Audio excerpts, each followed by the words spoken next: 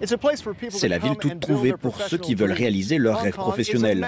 Hong Kong attire talents, compétences, finances et énergie créative. Dans cette édition de Spotlight, nous explorerons le parcours d'Européens qui ont bâti leur vie ici. Le nombre d'expatriés français a quadruplé en 10 ans pour atteindre 25 000. Pourquoi ? Voici la réponse. Hong Kong est l'un des principaux pôles financiers au monde et accueille les sièges régionaux de plus de 450 entreprises européennes. Elle est branchée sur une économie mondialisée qui ne dort jamais et représente l'une des premières destinations mondiales des investissements directs étrangers. C'est aussi un hub pour start-up, comme on peut le voir dans ce Science Park où se côtoient grandes et petites entreprises des technologies.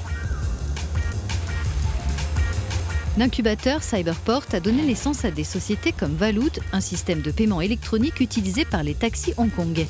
Un concept inventé par un ancien banquier roumain.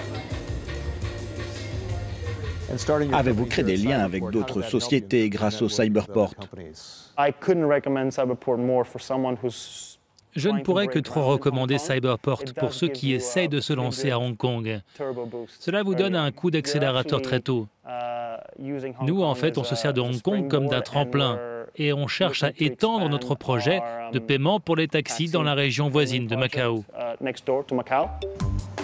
Macao fait partie de la Grande Baie chinoise, une vallée économique que voudrait créer une dizaine de villes, dont Hong Kong, Shenzhen et Guangzhou.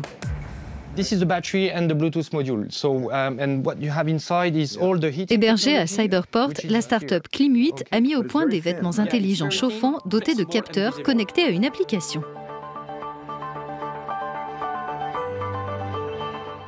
Il y a plus d'1 millier de startups ici à Cyberport, donc c'est énorme. On a débuté à Cyberport, on a reçu le titre de Jeune Pousse, c'était il y a près de 2 ans. Le programme d'incubation nous a beaucoup aidés, tout d'abord au niveau financier parce que toutes les startups ont besoin d'argent. Ça fait partie du jeu. Mais Cyberport nous a aussi permis de rencontrer des investisseurs potentiels et d'attirer l'attention des médias. Donc le fait d'avoir toutes ces startups à Cyberport nous a aidés à nous développer et à trouver les bons talents. On a le département recherche et développement en France, on a des doctorants ici, donc c'est très positif.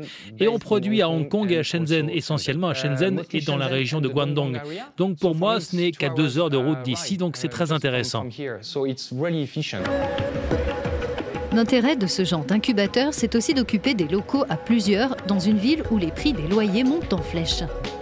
Un peu partout dans Hong Kong, on trouve par exemple 7 bâtiments appartenant à Campfire, une société qui propose des bureaux partagés et des salles communes créatives.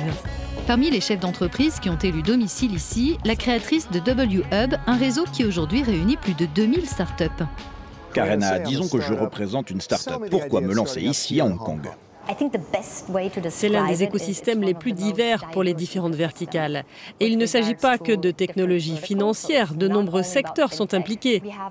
Nos licornes, nos startups valorisées à plus d'1 milliard de dollars, travaillent dans la technologie financière, la logistique, les technologies des transports, l'intelligence artificielle.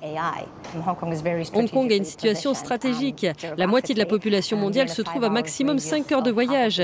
Et on est à côté de la locomotive manufacturière du delta de la rivière des Perles. La ville est facile à vivre, sûre et extrêmement connectée. Vous faites allusion à Hong Kong en tant que centre des idées et de la finance, mais aussi au fait qu'elle fasse partie de cette grande baie. Il faut attendre encore plus de la Grande Baie, qui regroupe 11 villes. Si on devait la comparer à d'autres écosystèmes comme aux États-Unis, il faudrait réunir la Silicon Valley, Las Vegas et New York en une seule zone, et ce serait l'équivalent de la Grande Baie. Au sein de Campfire, il en est un qui attise les braises de la création d'entreprises, Tamin Bacha. Et l'univers des startups à Hong Kong, comment y trouvez-vous votre place ? On construit des micro-communautés centrées sur la mode, les technologies dans le domaine de la finance, l'éducation, la santé, la décoration, le marketing. Et on leur propose un espace dont la configuration est adaptée à leur activité.